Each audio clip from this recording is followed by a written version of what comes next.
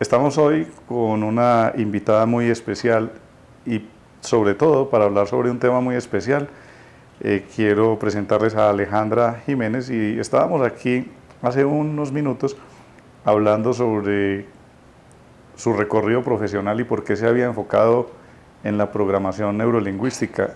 Y yo le dije, no, para un momentico que esto tiene que quedar en la grabación. Entonces, Alejandra, bienvenida, gracias por estar acá, te agradezco por haber venido y cuéntame a mí y cuéntales a quienes nos ven y nos oyen, pues cómo fue esa carrera profesional que has tenido y por qué te enfocaste en la programación neurolingüística. Doctor, muchas gracias por la invitación y es un honor para mí estar pues en este espacio también y compartiendo este tema que pues para mí ha sido muy apasionante y de hecho pues por eso estoy en este tema. Empecé trabajando en mercado relacional en temas de formación a empresas. ¿Pero estudiaste publicidad? Estudié publicidad y entré a trabajar en mercado relacional, pues que era muy relacionado con publicidad. Sin embargo, ahí en mercado relacional trabajé mucho en formación a empresas, entonces dirigía un tema de entrenamiento a personas en empresas para que se comunicaran mejor, dirigiendo a las personas que hacían eso. O sea, yo no lo hacía, sino que yo las dirigía y a veces decía, pero ¿por qué están haciendo esto así si esto no conecta tanto? Entonces empecé como a modificar los temas, empecé a estudiar mucho de esos temas porque me pegué una apasionada tremenda con eso de programación neurolingüística, de cómo uno se comunica con el cuerpo, de qué quiere decir cuando yo pongo una mano aquí, o sea, cosas como tan simples pero tan profundas que me fui metiendo ahí y ahí especializándome más como en otros temas, en coaching, en comunicación no violenta, en otros temas pues relacionados con esa programación neurolingüística.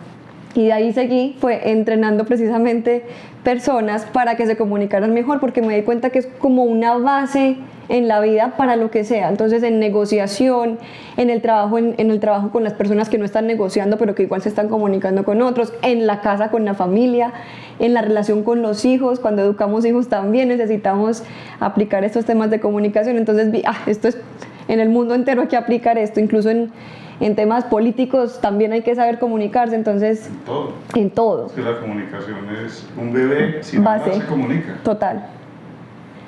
En el útero. Así es, de hecho, y no sé si puedo decir, pero con Sura, claro. Yo trabajo en el tema prenatal, pues ellos tienen un programa prenatal para preparación para las embarazadas, yo hago parte de ese programa virtual, y en ese enseñamos la comunicación desde que están en el vientre. Entonces, ¿cómo puedo como mamá empezarme a comunicar con ellos? ¿Cómo, si estoy llorando, entonces yo qué hago comunicándome con ellos y enseñándoles emociones desde que están en el vientre? Entonces, la comunicación de hecho empieza desde que están ahí en el vientre realmente. La madre con su bebé. Con su bebé, desde ese momento, sí. Claro, y empezar a construir esa relación desde ese momento. Además que desde ahí también se comienza a gestar la personalidad de ese bebé. Así es. Yo no sé, pues usted que es médico, usted sabrá mejor eso, pero sí, realmente sí hay un vínculo grandísimo entre cómo me relaciono yo como mamá y el bebé y en el manejo de emociones. Entonces, por ejemplo, las mamás sufren mucho cuando están muy lloronas en embarazo y que es normal que estén muy lloronas, pero entonces se contienen y dicen, no puedo llorar mucho porque el bebé le va a hacer daño. Y contrario a eso, llore y explíquele. Entonces dígale, estoy llorando porque estoy triste, esta es mi emoción. Y eso precisamente, esa conversación hace que la mamá esté más tranquila y su emoción pues se gestione mucho más fácil. Maravilloso, pues este tema de la comunicación es fundamental y uno de los pilares de cualquier relación es la comunicación.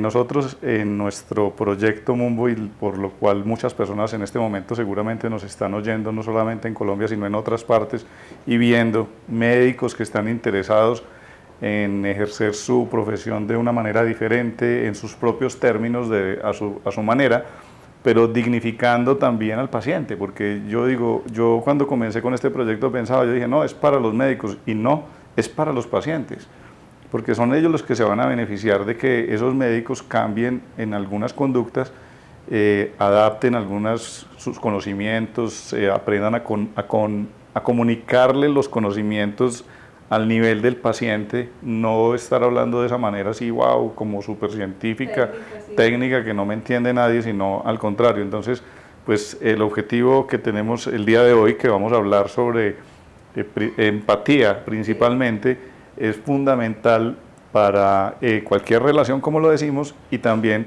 para el ejercicio de la carrera profesional y la relación médico-paciente, que es tan importante. Preocupa mucho dentro de los gremios médicos y en muchas conferencias de ética, en la universidad le hablan a uno sobre comunicación, pero uno lo ve como en la estratosfera, o sea, le hablan de ética médica. Yo digo, clases de ética médica.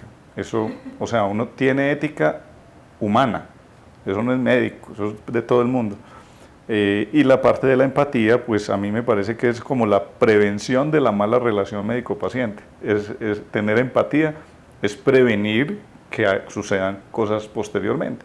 A mí me sucede, y te cuento anecdóticamente y les cuento a todas las personas que nos ven, que yo tengo muchos colegas que a veces se quejan que porque los pacientes, voy a decirlo aquí entre nosotros nomás, que son muy cansones. A veces la gente dice, no, es que las pacientes de cirugía plástica son muy cansonas. Yo le digo, a mí no me molestan. A mí nunca me ha molestado. O sea, puntualmente habrá una u otra, que tiene, no digo que ninguna, pero muy poquito. Y es, creo yo, porque hay mucha comunicación desde antes. O sea, como que todo se deja claro. Y creo que eso es fundamental para el ejercicio de nuestra profesión médica. Bueno, yo voy a estar como un espectador escuchándote, voy a intervenir y haciéndote preguntas puntuales, pero quiero que nos cuentes algo sobre lo de la empatía. ¿Qué tan importante es? Cuéntanos, o cómo lo vas a abordar. Bueno, entonces, manejando el tema de la empatía, muchas veces escuchamos la empatía como ponernos en los zapatos del otro. Y a mí esa definición me parece un poquito dura, porque hablando de esa analogía puntual, si a mí me dicen pónganse en los zapatos de la persona del lado, como que uno piensa, qué pereza, o sea, puede que no me sirvan, puede que huelan maluco, entonces como que no provoca mucho ponerse en los zapatos del otro. Entonces yo lo manejo más como encontrar el alma que hay en la otra persona, descubrir el alma que hay detrás. De hecho, hace poco aquí en la ciudad, y entonces explico esto muy con ejemplo, aquí fue en Bello, había un trancón terrible, no sé si usted lo vio de pronto en Twitter, apareció y fue una noticia pues terrible, y había el trancón y un carro desesperado se montó al andén, al paso peatonal, y se empezó a ir por ese andén, una camioneta grandota. Y entonces pitaba para que los peatones se quitaran, y la gente pues en la calle grabó, y lo montaron a redes y empezaron a insultarlo y a decirle descarado, atrevido, irresponsable y pues peores palabras, ¿cierto? Y entonces este señor lo destruyeron en redes y en todas partes, incluso en medios de comunicación también. Pero entonces van y cogen al señor porque pues obviamente había hecho algo malo, y el señor lo que le pasaba era, tenía en su casa a la familia amordazada porque los estaban atracando. O sea, lo acaban de llamar, llegue ya porque nos van a hacer daño. Entonces, lo que quiero mostrar aquí es dos momentos. En un primer momento ve una situación, este señor es malo, y lo califica malo, lo insulta, hace todo lo peor. Pero cuando conoces el alma de la persona, qué le está pasando por detrás, ya, no, espérate, que es que ya entiendo un poquito qué es lo que le está pasando. Posiblemente uno no comparta lo que está haciendo porque puede hacer daño, posiblemente, no es que estemos de acuerdo, pero entiende un poquito el alma de la persona, y entonces más fácil es entender lo que le está pasando a la otra persona. Y esa empatía pues tiene mucho que ver con eso, vea el alma que hay detrás de toda persona. Y de hecho pues ustedes como médicos tienen esa oportunidad de ver el alma de la persona. Los pacientes normalmente van con una situación física donde quieren hacer un cambio de pronto entonces en cirugía plástica o tienen algún dolor, pero detrás de toda cosa que están buscando siempre está el alma buscando otra cosa. Entonces buscando un tema de autoestima, buscando que me escuchen, buscando tranquilidad, exacto. Entonces hay que descubrir en medicina de cierta forma qué necesidad tiene la persona que me está viniendo a buscar, además de la que me está mostrando que es muy específica y muy racional, pero detrás el alma, cuál es el alma de esa persona, y eso es lo que yo conecto ahí con empatía. Ahí hay una parte que es súper importante y que he tenido la oportunidad de descubrir en varias lecturas y cursos, y es que muchas veces nos centramos, cuando vamos a hablar, nos centramos en nosotros. O sea, pensamos, yo, ¿qué le voy a dar a esta persona? Sí. Pero no pensamos qué es lo que ella necesita, porque es que son dos cosas muy distintas. Entonces de pronto a veces le puede pasar a los médicos, me pasaba a mí cuando estaba empezando como médico general, que uno pensaba que el paciente venía para que uno le diera una fórmula de un medicamento o para que le diera una incapacidad o para que, no sé, alguna acción que era eminentemente médica. Yo pensaba que era solamente eso. O sea, ellos vienen a que yo les dé algo, pero yo nunca les preguntaba más allá de pronto y profundizaba en su necesidad. Y pensarlo así, porque si yo pienso a ver qué es lo que tú necesitas y voy a fondo, digamos, un poquito con varias preguntas y aprendo a hacer un interrogatorio con 3 preguntas, yo me doy cuenta, no me tengo que quedar conversando una hora, es aprender a optimizar, porque muchas de pronto están diciendo, pero es que yo no tengo tiempo de ponerme a preguntar todo eso y hacerme amigo de todos los pacientes. No, pero hay que ir viendo como cuáles son las preguntas claves que se deben hacer. Por ejemplo, cuando uno le pregunta a las personas quién compone su familia, si viene, en qué trabaja, porque si uno dice, no, es que viene por una incapacidad, entonces uno, bueno, ¿en qué trabaja? Pero le estoy preguntando, estoy buscando elementos que me permitan tener una conversación más fluida y que yo pueda entender cuál es la razón real por la que esa paciente o ese paciente está aquí. Yo, ahora que estamos hablando de niños, también pensaba que, o sea, yo pienso que en pediatría, te digo honestamente, yo creo que por ahí el 80% de las consultas son para tranquilizar a las mamás. Total. El 20% son enfermedades de los niños, pero el 80% son de educativas. Sí. Entonces uno tiene que entender que si de pronto una mamá llega angustiada un día a consulta es porque no durmió ella, porque el niño está teniendo un mal hábito X o Y. Entonces hay que entender eso, porque si yo logro entenderlo, pues voy al punto y esa persona va a salir feliz, aún sin fórmula, que muchas veces también es un hábito dentro de los médicos. Es que si uno no les da una fórmula no se van contentos, y no es eso. O sea, necesitan es un poco más de orientación. Entonces el ponerse en el lugar del otro, pues es como la primera parte de esa relación. La empatía es eso, ponerse en el lugar del otro, no estar pensando tanto en mi conocimiento científico médico para el que estudié tanto tiempo y que me he convertido en alguien que sabe mucho de enfermedades, sino sé mucho de personas, aprender a tratar con las personas. Pero además, doctor, lo que usted menciona, también es muy importante el tema de la autoempatía, porque a veces creo que el médico también tiene ciertas emociones y ciertas necesidades que las guarda para sí mismo y se las queda ahí, porque esto es una relación médico-paciente, el paciente no se puede dar cuenta como de nada de lo que yo estoy sintiendo, no es una conversación tan cercana. Y de hecho no, los médicos cuando logran de pronto conectar también mucho con la otra persona, hacen una relación mucho más cercana, un contacto más cercano que hace que el paciente confíe más en el médico. Entonces, yo veo, por ejemplo, no sé, llegó la paciente tal y entonces tiene ciertos juicios que hace en su mente. ¿Juicios de dónde? Que vienen de atrás de su historia, de lo que usted ha vivido, de lo que usted le tiene temor, de un montón de cosas.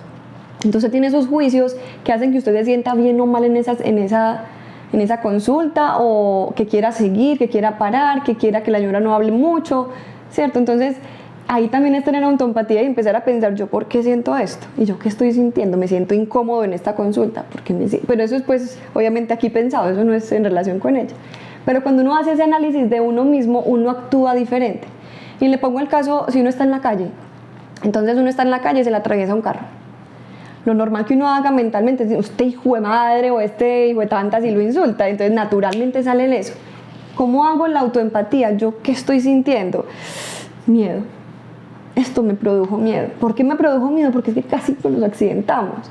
Entonces nos es más fácil insultar al otro, nos es más fácil enjuiciar al otro y decirle qué pienso de usted o váyase rápido que tengo afán, a decirle, uy, tengo miedo de esa situación porque me puede poner en riesgo. Desde mis debilidades. Y no es debilidad, es desde mis emociones, porque a veces pensamos que tener una emoción desagradable puede ser una debilidad, y no es, o sea, cualquier emoción es parte de mí, de mi protección corporal. De hecho, yo trabajo mucho con el tema de felicidad, y dentro de felicidad yo manejo, usted tiene que sentir todas las emociones para sentirse feliz. De resto usted no puede ser feliz, usted no puede estar alegre todo el tiempo para ser feliz, tiene que sentirse triste, tiene que darle rabia, tiene que darle miedo, porque todo eso lo está protegiendo, o sea, todo eso le está diciendo a usted algo. Entonces esa es la autoempatía también, de entender qué me está pasando a mí como médico cuando llega una paciente, y entenderme yo y conversarme conmigo internamente, hacer como conciencia, yo qué estoy sintiendo en este momento, tengo un afán el berraco porque tengo ahorita otra cita y la voy a atender hacia 1000. Estoy con la cabeza en otra cosa. Estoy con la cabeza en otra cosa. Entonces ya cuando hago esa conciencia puedo modificar comportamientos y decir, bueno, pero la paciente está aquí conmigo, necesito entregarle bien este tiempo que tengo, sea poquito o mucho. Mira, ahí qué importante lo que acabas de decir cuando yo como médico estoy pensando en otra cosa atendiendo al paciente. Y se me vino a la cabeza un médico que está trabajando en una empresa de salud, prestadora de salud, en la cual tiene a un auditor, tiene a un jefe encima, tiene un timer contando afuera, tiene la secretaria y todo eso, y fuera de eso, entonces que el paciente queda como por allá, como en el 10º renglón. Sí. Entonces llega el paciente, pues se sale del foco de interés, o sea, los intereses son muchos otros, no es el paciente. Entonces es muy difícil tener así una buena relación con el paciente, porque si estoy con la mente en otra cosa. Y entonces ahí es muy lindo tener autoempatía y decir, uy, lo estoy haciendo a pesar de todo lo que me está impactando aquí, me siento abrumado con esta situación, pero bueno, voy a hacer lo mejor que puedo. Y de hecho, yo no sé si eso se puede hacer, pero a mí me parece lindo como tener esa honestidad con el paciente. Voy a atenderte lo mejor posible en este espacio que tengo, con las cosas que como que considere más importantes. Hago esa conexión como primero con el paciente. Qué buen tip. Y también tener esa empatía con el paciente, o sea, autoempatía primero y después empatía contigo. Yo sé que tú vienes por algo importante, ¿qué es lo que te está doliendo? O sea, ya de una vez conecto y contame de cuánto te está doliendo, como irme a esas preguntas que usted decía, esas 3 preguntitas claves que me van a dar la información, y de esa forma ya sienta empatía también conmigo y entienda qué me está pasando a mí, que yo tengo que atenderte en 10 minutos, pero yo entiendo también qué te está pasando a ti, y entonces hacemos esa empatía en doble. A mí, ahora que estabas hablando también de la autoempatía, pensaba, cuando yo comencé a ejercer la cirugía plástica, en los inicios, cuando llegué a trabajar ya primera vez con mis pacientes particular, mío, en mi consultorio, mira, me pasé por ahí, yo creo que por ahí unos 2 o 3 años, que yo tenía, o sea, sabía muy bien cómo se hacía la cirugía, sabía orientar la consulta, pero las pacientes le comentaban a mi secretaria, me decían, es que el doctor es muy serio, el doctor es demasiado serio. Y yo decía, ay, ¿qué será lo que pasa? Porque pues yo como, pues es que yo no soy capaz de estarme riendo, porque yo veía pues a otros, entonces me puse a mirar a otros médicos, entonces yo dije, pero yo no soy capaz de ser así, yo no soy capaz de ser así, yo no soy capaz, no, yo no soy así. Entonces, pero ahí me di cuenta, cuando dices tú el autoanálisis, yo me puse a pensar por qué yo era así. Entonces resulta que yo creaba como una barrera, porque yo creía que si le preguntaba alguna cosa de más al paciente, yo estaba invadiendo su privacidad. Entonces yo no generaba una cosa que se saliera de lo que había venido la paciente, prestándole mucha atención, escuchándola, pero todo era enfocado hacia la cirugía y así era la consulta.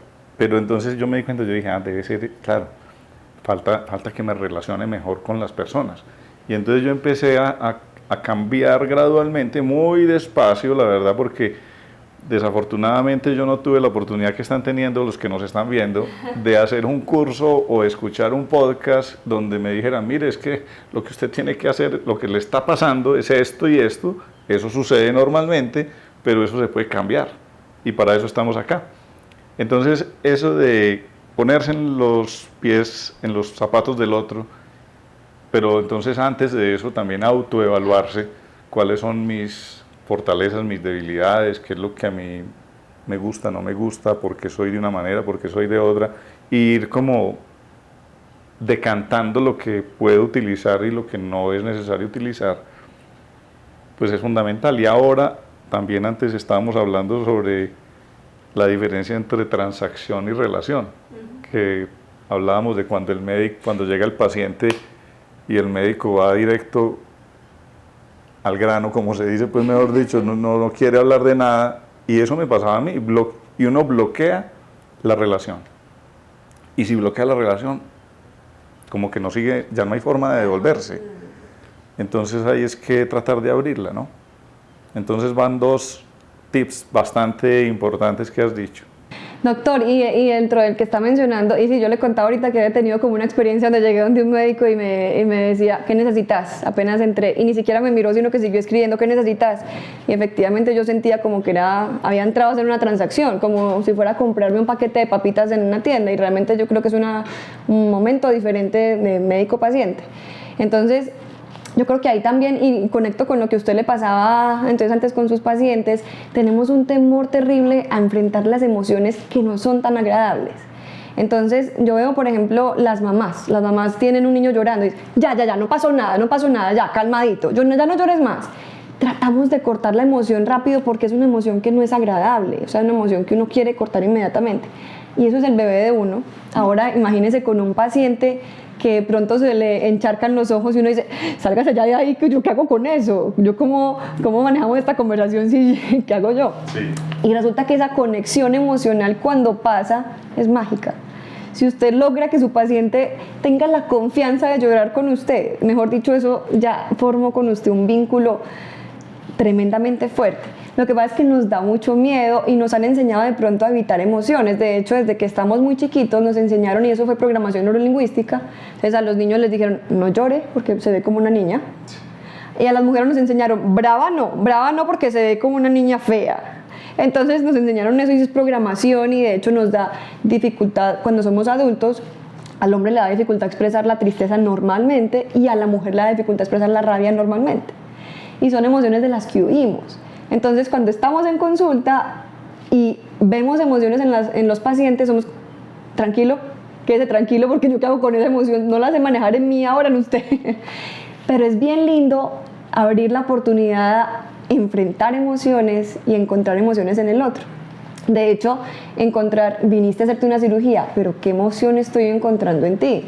O sea, ¿cómo descubro la emoción que te trae aquí? Entonces, ¿qué te está moviendo a venir a sentarte aquí? Entonces, hay una relación con el esposo que de pronto no va bien, hay una relación de pronto en la calle no te estás sintiendo bien, la ropa no te está quedando bien, no te estás viendo linda. O sea, hay un montón de cosas detrás de eso, me quiero operar.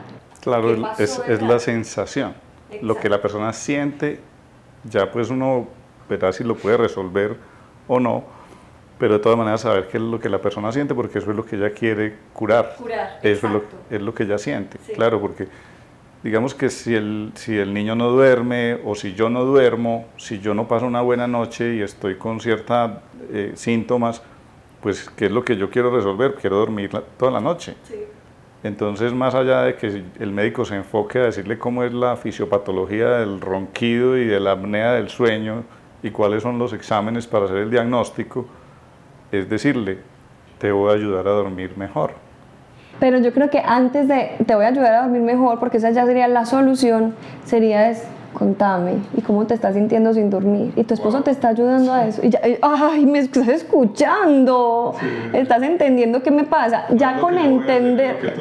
Exacto, lo que el paciente está sintiendo, eso alivia, pero de una forma tremenda, antes de darle incluso la solución.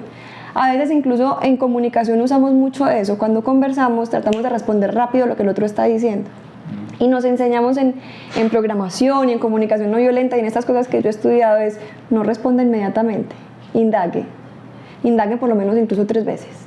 Entonces él dice algo, de forma distinta, pregunta de diferentes formas, porque en esa forma el otro se va a sentir escuchado y va a sentir que usted de verdad está ahí. Y entonces en la medida en que usted pregunte y se preocupe por lo que el otro tiene por decir, va a estar ahí presente y usted le va a estar resolviendo más que si usted mismo le diera la respuesta. Eso yo creo que es muy de médico, incluso dar la solución rápida, porque ustedes pues tienen las respuestas, o sea, ustedes están educados para dar respuestas.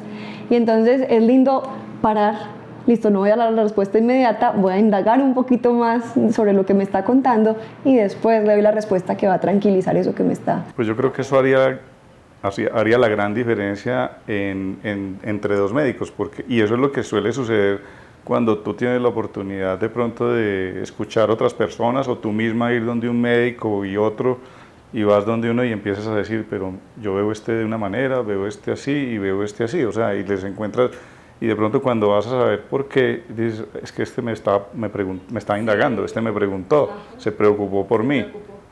Entonces preocuparse por el paciente de manera honesta o de lo que él siente, pues también es otro de los tips que hoy nos estás dando que me parece de gran utilidad. Porque si lo que tú dices, nosotros siempre estamos preparados como para que con 3 palabras que el paciente dijo, somos tratando de como de que mientras más rápido yo le resuelva, mejor. Así es. Y de pronto quedan muchas cosas en el tintero con muchos pacientes porque no los dejé hablar, sino porque yo ya le empecé a decir, yo ya sé, y usted tiene esto y esto y esto también, y esto y esto y esto. Entonces el paciente empieza, sí, entonces usted tiene que hacerse esto, hágaselo y vuelva. Entonces la persona dice, bueno, pues eso es lo que hay, que es otra de las cosas que suele suceder, que cuando se va volviendo como una conducta general de los médicos, eso que tú estás diciendo, me lo estabas diciendo, es que es de la personalidad de ustedes, resolver. Entonces, pues esa es una de las cosas que yo creo de los paradigmas que debemos ir cambiando en el gremio, pues por lo menos los que estén escuchándonos hoy, y yo estoy seguro de que vamos a crear una nueva generación de médicos que van a tener, digamos, ese espíritu y van a decir, no, yo no hago las cosas automáticamente, sino que las pienso, las analizo y me parece que lo que están diciendo en ese podcast está bueno y voy a ver cómo lo aplico en mi consulta mañana. Y si lo aplican con toda seguridad, yo puedo garantizarlo que van a empezar a ver cambios en las relaciones que logran tener con los pacientes. Entonces, soluciones. Dar soluciones a los pacientes, a sus sensaciones, a lo que ellos realmente quieren contarnos y permitirles hablar. Es darles tiempo, ¿no? Es darles tiempo de contarnos, sí, contarnos eso que les está pasando, e interesarnos en ellos precisamente, no dar la respuesta inmediata, sino primero esa escucha, abrir la escucha. Y tiene mucho que ver también lo que hablábamos ahorita, de no solamente la escucha de tus palabras, ¿cierto? Es la escucha también de tu cuerpo, cómo está tu cuerpo ubicado en este momento. Y cómo ubicó, o sea, también las manos. Entonces, si yo hice esto, por ejemplo, ¿qué le pasó? ¿Por qué cruzó los brazos? Normalmente cuando cruzamos los brazos, por ejemplo, es un símbolo es un bloqueo, pilas que se están metiendo en un lugar, entonces me bloqueo aquí porque aquí me estoy resguardando, o tengo un miedo de lo que me está preguntando, o sea, todo me está hablando de la otra persona, entonces ahí puedo descubrir un montón de cosas. Claro, la actitud. O que la mirada se le fue y entonces me está hablando, pero mira para otro lado, ¿por qué no está aquí? ¿Por qué se me está yendo? O sea, todo eso me está hablando de la otra persona. O bajó los ojos y miró para el piso, algo le causó tristeza profunda que tiene que mirar para abajo, pues tiene que bajar la mirada. Entonces, leer todo eso también y darme la oportunidad también de entrar a esa persona, porque precisamente ustedes como médicos son sanadores de la persona solo por el hecho de estar en conversación con ellos. Ya ahí están, y lo que usted me decía ahorita, los médicos en un inicio pues lo que pretenden es una ayuda a la otra persona, y la ayuda empieza desde que la persona se sienta en esa silla, ahí empezó la ayuda, no cuando usted le dio la receta y listo que fuera a buscar los remedios, no, desde que se sentó ahí usted ya le está ayudando a algo a sanar. La comunicación que más me costó fue cuando tenía pacientes que venían, pues yo soy cirujano plástico y en ocasiones hay pacientes que no quedan satisfechos con el resultado. Entonces vienen, y yo antes, hace un tiempo, eso me generaba rabia, honestamente. Me da tanta rabia porque yo hacía la cirugía bien hecha, todo bien hecho, y entonces hay pacientes, porque de acuerdo a cada personalidad, pues hay personas que vienen y son agresivas. Y entonces lograban enojarme, lograban que yo me enojara también, porque de pronto decían las cosas de una manera u otra. Y yo creo que eso a todos nos pasa. Lo ponías ahorita en el ejemplo del carro y bueno. Entonces me pasaba eso, hasta que yo también un día dije, esto no puede ser así, no me puede dañar a mí mi día esta situación. Y además esa persona, que pensé en ella, le digo, esta persona tiene una angustia, una ansiedad o algo que yo no le resolví, solo que yo no logré identificarlo antes. Ese es el problema. Que yo lo hubiera identificado antes de operarla, probablemente no estaba en la situación. Entonces decirle, no la voy a operar porque yo me di cuenta de que esa persona quiere algo que yo no le puedo ofrecer, ella no está enfocada en el resultado de la cirugía, sino que quiere resolver otra cosa de su vida. Entonces, si no resuelve esa cosa de su vida, la cirugía está mal hecha. Y me pasaba eso, pero yo no me daba cuenta. Yo lo aprendí después de muchos años. O sea, yo tengo 23 años haciendo esto, entonces, pues, claro, me tropecé muchas veces hasta que yo me di cuenta. Y ya, listo, pasó, viene la paciente, cada vez me pasa menos, pero me siento, y una de las cosas que yo hago es dejarlos hablar. Entonces la persona viene y me dice y habla, y yo me quedo oyéndolo, tampoco callado mirando para el techo, no, escuchándole y mirándola. Y la miro y la escucho, y la miro y la escucho. Y ellos solos, al final, llegan a la conclusión de que casi que uno no fue el que tuvo la culpa de lo que está pasando. Pues porque respetarle el momento lo que quiere decirme. Yo digo, bueno, se quiere descargar de una cantidad de angustias que tiene porque no logró ese resultado que ella esperaba, que no era el que yo le podía ofrecer. Pero la dejo que me lo diga. Probablemente a nadie se lo ha dicho. O se lo ha dicho a mucha gente, pero no se lo ha dicho al médico que le hizo la cirugía. Entonces yo la dejo, que si se desahogan. Buscando un culpable también. Sí, de que no se le resuelva alguna otra cosa en la vida. Sí. Entonces, me parece que eso es en solución de conflictos, y como tú hablabas ahorita de que ayudas en temas de negociación, pues a veces los médicos vemos como, a ver, yo solución de conflictos, no, yo no necesito estudiar de eso, yo para qué voy a leer un libro de eso, negociación, no, es que lo mío no es negociación, yo soy médico.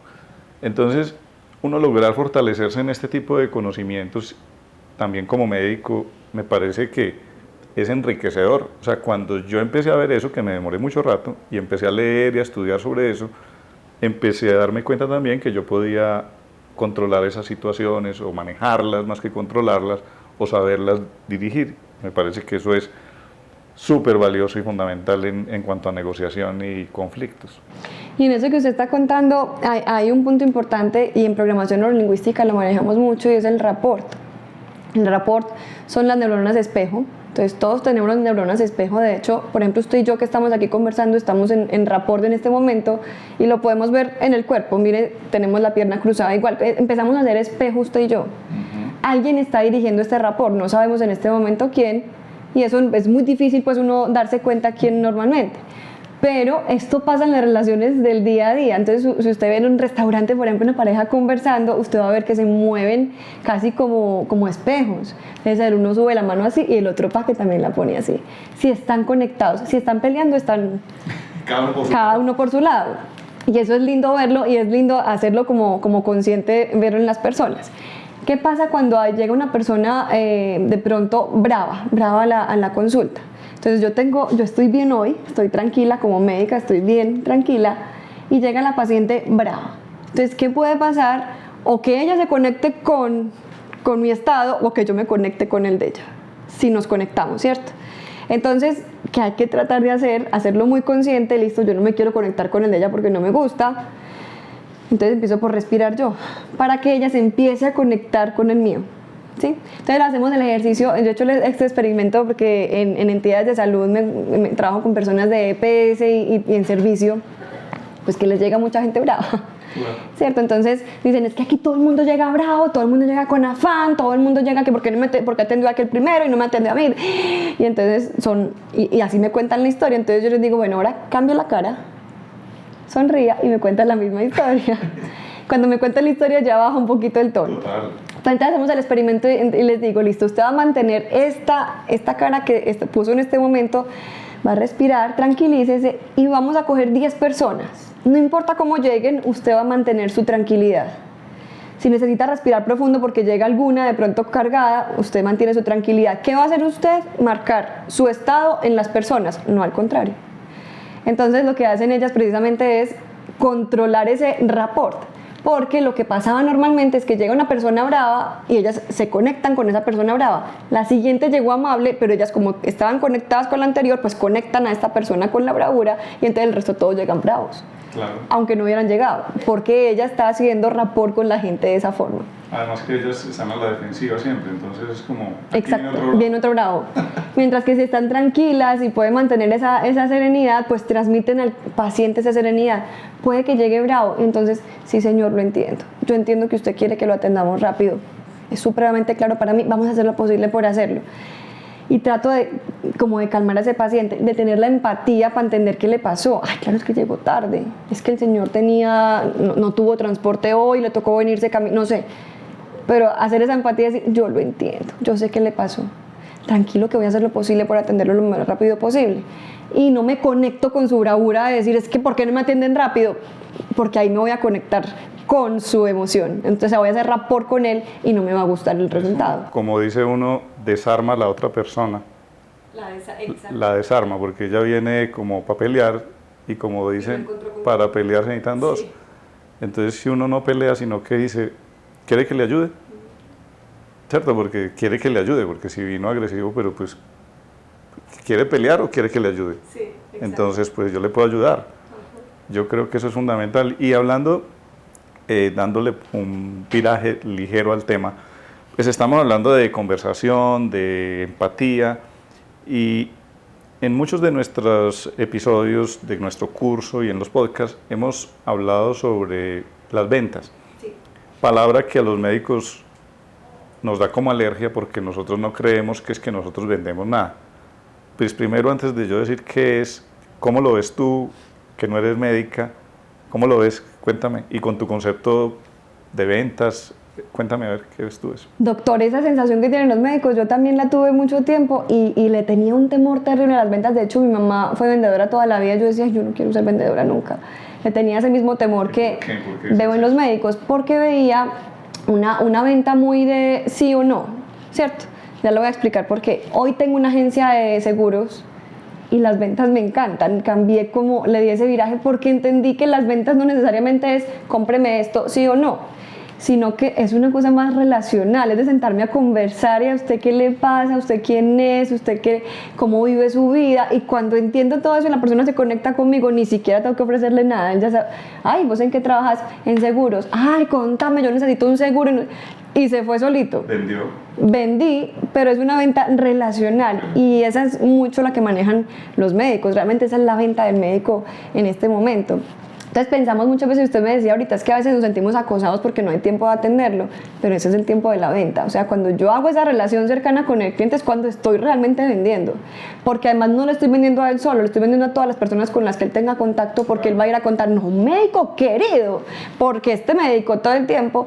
Y de hecho tengo el ejemplo en casa, el esposo de mi mamá, que es médico ortopedista muy reconocido, y la magia de él, pues yo que lo he visto muchos años trabajando, la magia de él es que va por un dolor de hombro, pero él te revisa de pies a cabeza y la paciente sale siempre encantada, no, ese médico tan adorado, es que, y los recomiendan pues todo el mundo y las señoras son encantadas pues porque de verdad les dedica todo el tiempo y es la conversación, es la relación y realmente él no está diciendo cómpreme o no, que esa es la venta de pronto que da temor el no de la otra persona de no le quiero comprar esto, sino que es la relación y ahí me voy yendo y ahí simplemente van a decir le compro. Claro, es que siempre relacionamos ventas como con ese que nos llama en el momento más inadecuado a ofrecernos algo que no necesitamos. Sí. Eso es horrible.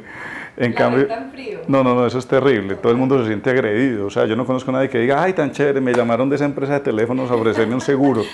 Nadie. No. Yo no sé, las empresas siguen haciendo eso, además que les funciona, yo no sé, pero bueno, estamos hablando de transaccional y relacional y me hiciste acordar que tenemos, y les digo a los que nos están viendo, que tenemos un capítulo de nuestro curso donde hablamos de cómo es una venta relacional y cómo es una venta transaccional o una relación transaccional y relación pues personal, que es lo que uno tiene, sí, claro. Y cómo, digamos, podemos nosotros utilizar ambas en un momento diferente, ¿cierto? Pero lo que decías, uno primero se relaciona. Por eso también he hecho alusión a un autor que se llama Jeff Bloomfield, que es un norteamericano, un autor de libros y que da cursos de ventas, súper expert, tiene una firma, y él dice que en el mundo hay 8.000 millones de vendedores. O sea, todo el mundo vende, los niños venden, los adultos venden, todo el mundo, o sea, vendemos ideas, vendemos deseos, vendemos lo que queremos. Cuando uno quiere algo, entonces uno tiene que buscar la solución. Cuando la está buscando, está vendiendo. Y sí, bonito lo que está diciendo, porque también, por ejemplo, una relación, uno conoce a alguien, una relación de pareja, uno conoce a alguien y cómo se forma esa relación tiene mucho que ver con las ventas también. entonces conocí la persona, pero entonces la voy a llamar para tener el contacto cercano y qué detalles voy a tener con esa persona para poderme acercar más a ella, y entonces ya tenemos una relación cercana y cómo me sigo comunicando con ella. Entonces tiene mucho que ver aquí, pues me metí un poquito a mercadeo también, o sea, el contacto con el paciente llegó a la consulta, pero ¿cómo sigo ese contacto con él? O sea, entonces la relación cercana de preguntarte primero tus emociones y toda la cosa, y cómo sigo la relación después. Entonces, cómo me preocupo por el paciente, cómo te fue en la cirugía, cuándo te la vas a hacer, o en fin, el estado, y después de un tiempo, cómo te terminó de ir, tuviste alguna dificultad, y mantener como esa relación todavía junta, porque eso sigue siendo venta todavía posterior. O sea, es la relación constante con ese paciente que me va a permitir pues mantener el contacto y además vender naturalmente sin tener que decir cómpreme esto. Claro, de hecho, una de las cosas que más nos enfocamos hoy en día cuando hablamos de redes sociales, pues que estamos comunicando, pero no estamos viendo a la otra persona. O sea, estamos comunicándonos muchas veces solos porque estamos allí frente a una pantalla haciendo una grabación, haciendo un video, pero lo que estamos tratando es de establecer una relación, pues que aquí es como unidireccional, pero las personas empiezan a sentir que lo que yo estoy comunicando, y se dan cuenta por toda la actitud que yo pongo durante esa conversación, si se puede llamar así, o esa exposición, y van generándose esa relación. Y eso es lo que pues a mí hoy me sucede, por ejemplo, cuando ya después de haber estudiado, de haberme preparado, ya empecé a darme cuenta de que pasar de que no era capaz de relacionarme con los pacientes, pasé a entender qué tan importante era relacionarme con ellos, incluso hablando de cosas que no tenían que ver nada con su queja, digámoslo así, sino que era hablando de otras cosas, y yo decía, esto está dando resultados, esto funciona. ¿Por qué funciona? Ahí fue cuando empecé a ver que yo leí un libro de Goldman, el de la inteligencia emocional. Goldman. Ese libro a mí me cambió la manera de pensar, y lo recomiendo. La inteligencia emocional. Sí.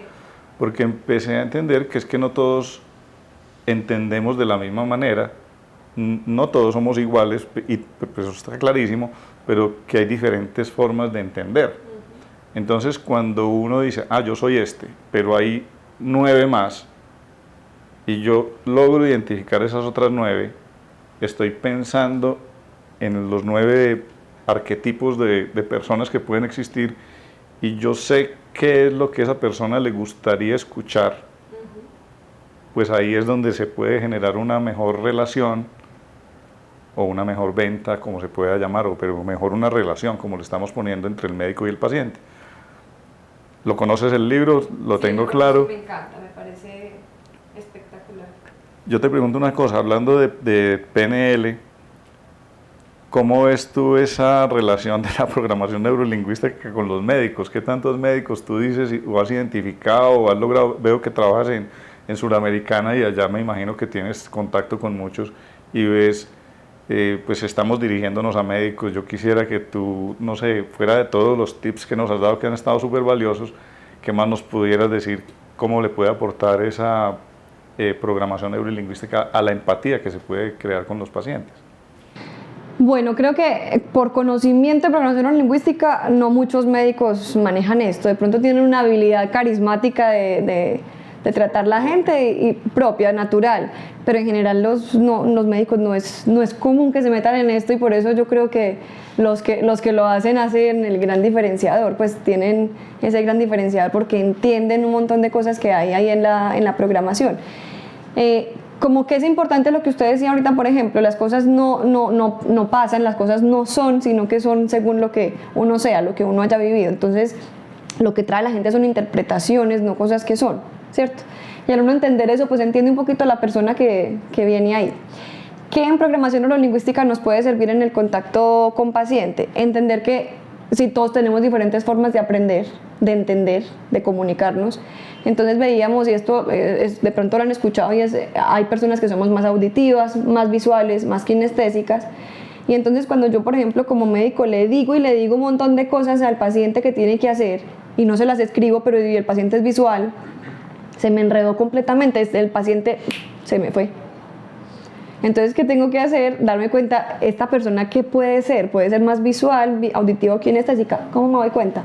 Pues sé que es más visual si vino con todo como muy arregladito, o sea, que vino que el bolso le sale con el saco, está todo como puesto en su lugar, está peinadita, está maquillada, o sea, que todo está como puesto en su lugar. Normalmente le importa físicamente cómo se ve. Y se preocupó bastante por arreglar, entonces ve que las uñas están arregladas, que cada detallito de estos cuenta. Puede que no sea 100% visual, pero ya uno ve, tiene una parte visual pues aquí. Entonces, si yo detecto que tiene esta parte visual, pues también tengo que entender que tengo que explicarle las cosas visuales. ¿Cómo visual? Escribiendo. Entonces voy a hacer un diagrama, le voy a mostrar fotos de resultados, le voy a escribir la fórmula, o le voy a escribir lo que tenga que hacer o los hábitos que tenga que tener, pero en una hoja para que los tenga visuales, ¿cierto? Si tengo una persona auditiva, ¿cómo detecto a la persona auditiva? La persona es un poquito más relajada y hace una cosa y es voltear así la cabeza. Entonces, si usted se da cuenta conversando con las personas, la visual lo mira a uno así de frente, el auditivo en cambio como que se voltea un poquito así. Entonces yo ya puedo detectar, esta persona tiene el auditivo siempre como desarrollado. Entonces, ¿qué puedo hacer ahí? Explicarle muy con argumentos y ahí ustedes, entonces de pronto darle cifras, estadísticas, decirle esto ha funcionado en tantas personas, yo he operado tantas personas, cosas que le den mucha seguridad desde la cifra, desde la estadística. Y hay personas que son más kinestésicas. ¿Y cómo diferencia uno las kinestésicas? Porque, hola doctor, y lo abraza, y entonces se sienta y él como que no cabe en la silla y eso se mueve. Y esa es la persona kinestésica que necesita el contacto, necesita el movimiento. Entonces a esta persona, como lo explicamos, tiene que ser todo más, venga yo lo reviso, venga muéstreme qué es lo que necesita, es más desde la relación del contacto que desde la escritura. Entonces fíjense que no debo manejar como una línea de cómo hago cada paciente, sino que, listo, de acuerdo al paciente que me llegó, cómo me va a entender y cómo voy a conectar con él, pues puedo interactuar muy diferente con cada uno de ellos.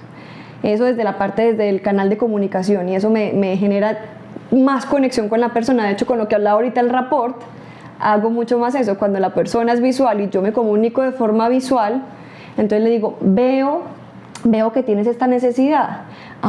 Es claro para mí. Mira, fíjate que son puras palabras visuales. Veo, claro. Se nubló, no sé. Está como oscuro, exacto, se enmenula la información, exacto, todas las palabras que podemos usar de forma visual, sí, visual. Hacen que y esa persona debe hablar así. O sea, si tú te fijas cómo hablan las personas, manejamos palabras de acuerdo a lo que son, al canal que tenemos más desarrollado. Cuando yo entonces me ubico en el canal del otro y hablo en ese canal, hago más rapport, entonces la persona se conecta conmigo y dice, no, este médico me atendió espectacular. La venta se hace más fácil de esa forma. Claro. Igual entonces el auditivo, ¿cómo? Te entiendo, comprendo, escucho eso bien. Todas esas palabras se oye bien. Si me escuchas, si es claro, no, si es claro es de visual. Entonces ahí voy ubicando las palabras en cada uno, ¿sí? En el kinestésico se siente bien. O sea, ya empiezo a tratar las palabras del contacto para hacerlo más claro. Entonces hacemos esa conexión con las personas, que en empatía también pues va a ser mucho mejor, porque la persona se va a sentir más escuchada y más tenida en cuenta. Excelente. Otra herramienta importantísima a la hora de entablar una relación con un paciente.